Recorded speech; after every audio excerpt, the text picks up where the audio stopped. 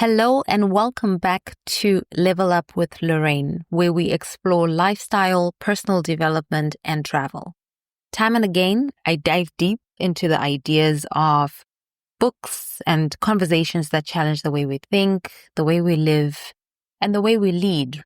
I'm your host, Loraine, and today we're exploring a book that has transformed millions of people's lives. And I must tell you that anyone who speaks to me, most of my friends, when they ask for book recommendations, this is the book that I recommend. Dare I say it is one of my favorite books. So we are going to be exploring a book called The 4 Agreements, a practical guide to personal freedom by a guy called Don Miguel Ruiz. I was gifted this book in January 2024. It was a gift to me by a friend, right? And she bought a couple of copies and she gave it to a group of us. And then, I read it in Jan 2024. And it's a simple, short book, but with amazing insights and practical guides on how you can transform your life to personal freedom. I'm someone who has always stayed a lot in my mind, questioning what happened in that day. Did I overshare? Could I have said this better? Could I have given this project my all? What did I send in that email? Could I have been more thorough? Or, just really someone who used to be self-critical. But this book taught me 4 simple but profound things to live by that freed my mind and continue to do that on a day-to-day basis, right? These are practical things that in any situation, I ask myself the 4 questions, or whichever one is relevant. And from that dialogue and continuous doubt and second guessing, I think I have managed to emancipate myself through this book. So if you've read it, you know it's packed with wisdom.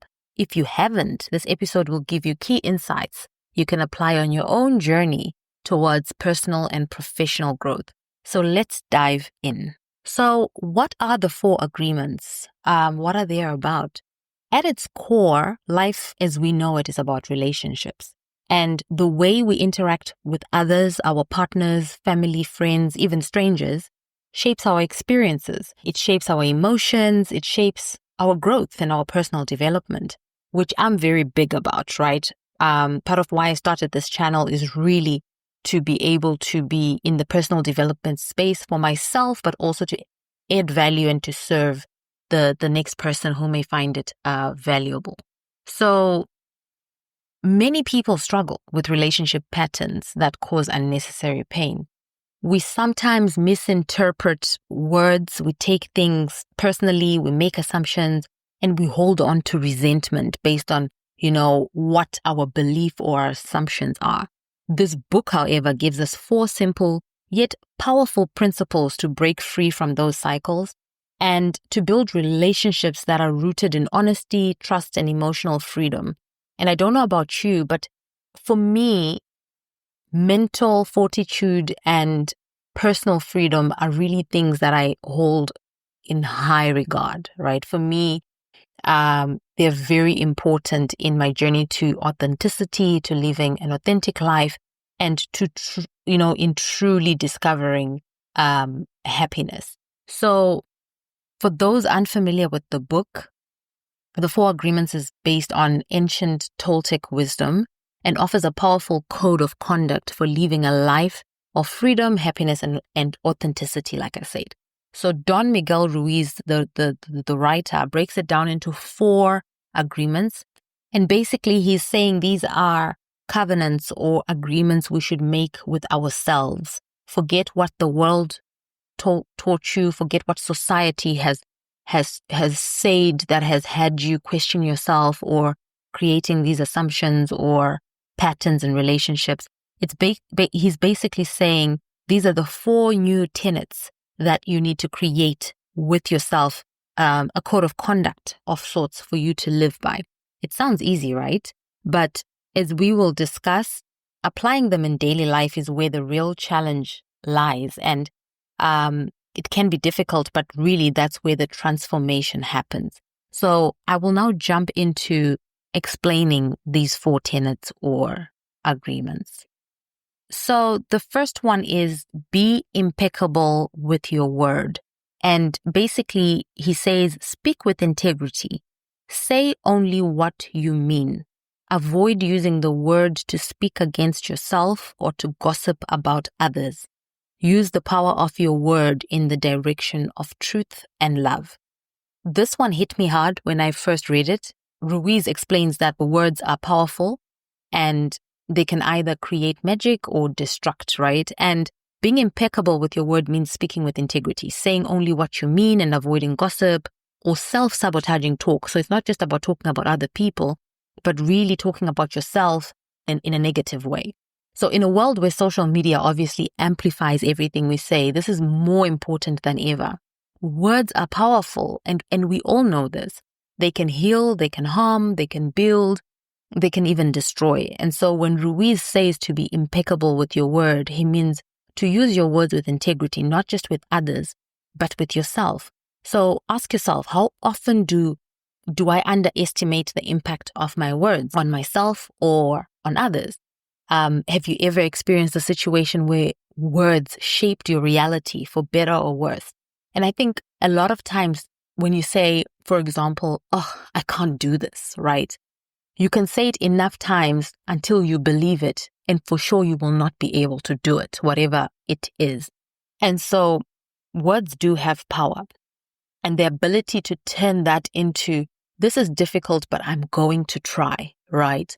Means you've already changed your outlook and your behavior towards that it, in quotes. It means you're going to try, you're going to direct all energy, all efforts into achieving that thing. Already your outlook is positive and you're going to direct the right kind of actions into achieving that thing. So the key takeaway here is your words create your reality and shape the emotional space in your relationships and even with yourself. So speaking positively about people, especially when they're not around, strengthens those relationships. And talking to yourself using positive words and reinforcement, using words that uplift and not words that tear yourself down, is very important. The next agreement is don't take anything personally. And the definition in the book is nothing others do is about you or because of you.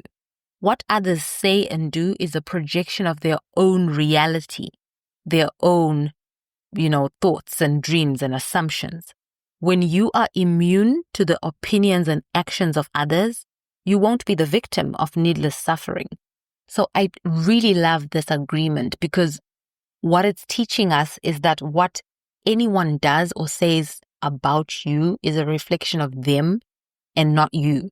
Imagine how much lighter we would feel if we stopped taking every criticism, every rejection or bad mood personally, right? Like how many times do you walk into the office or, go to a party, someone looks at you sideways or the wrong way, and already you take that personally and it ruins your entire day, right? So how many arguments stem from misinterpreting your partner's actions as personal attacks? So learning to separate your emotions from your worth is so important in learning not to take anything personally, because not everyone's reaction to you is about you. They could be having a bad day, they could be having a bad month or season, or they could just be outright a bad person. You cannot take everything personally. And really the lesson here is also how to handle criticism and negativity without letting it shake your own confidence, right? Being so sure of yourself, your self-worth, and the ability to separate from the external. The third agreement is don't make assumptions. Find the courage to ask questions and to express what you really want. Communicate with others as clearly as you can to avoid misunderstandings, sadness, and drama. With just this one agreement, you can completely transform your life. I really love this agreement because we do this all the time, don't we? At work, in relationships, when we read, imagine you're reading a text, right, from a friend, and it lacks a certain tone, or you're again misinterpreting maybe what's being said. We're quick to make assumptions that lead to misunderstandings, right? 9 times out of 10. It causes you unnecessary stress and wasted energy. The author encourages us to ask questions instead of assuming we know the answers. Imagine how much conflict we could avoid if we did all this, right? If we just asked direct questions instead of making assumptions. A lot of us are guilty of this one, right? How many times have you been upset with someone only to realize it was just all based on an assumption?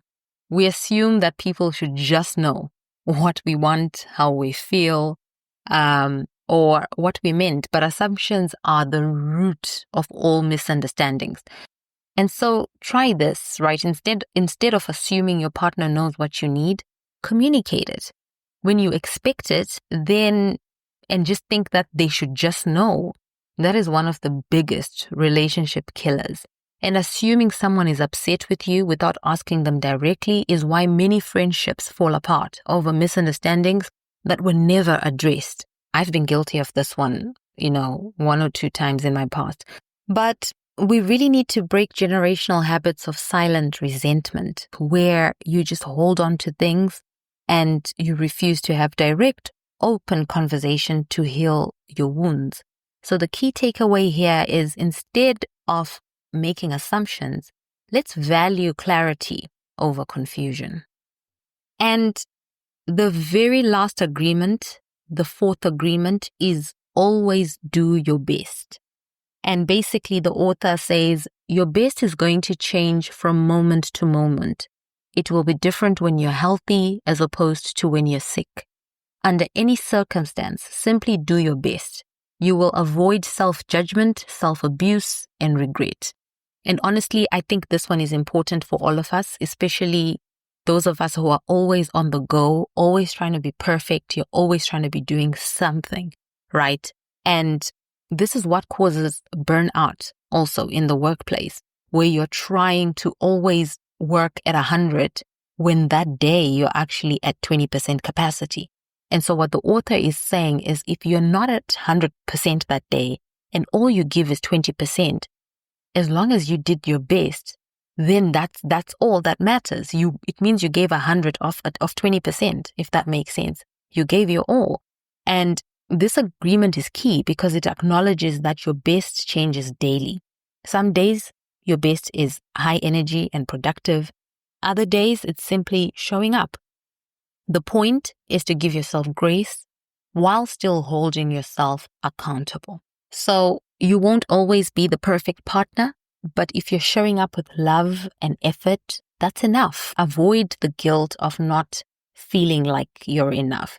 Friendships as well, they have seasons. So sometimes you'll be giving more than the next person, and sometimes you'll need and receive more than you can give. And so you need to be able to discern and understand that your best changes with time and circumstances. And the ability to forgive yourself for the moments when you weren't at your best is also very important when it comes to this agreement. The key takeaway here is your best won't always look the same every day, and that's okay. Keep showing up with the love and intention.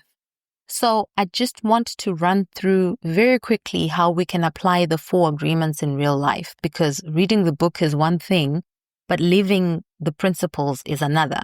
The challenge isn't just understanding these agreements, but applying them in moments of stress, of failure, and of uncertainty, right? So let's talk practical application. How do we actually apply these principles in real life? Here are 3 simple ways to start integrating the 4 agreements into your life and in your relationships today. The first thing is practice conscious communication. Before speaking, ask yourself, is this true? Is this kind? Is this necessary? The second thing is pause before reacting.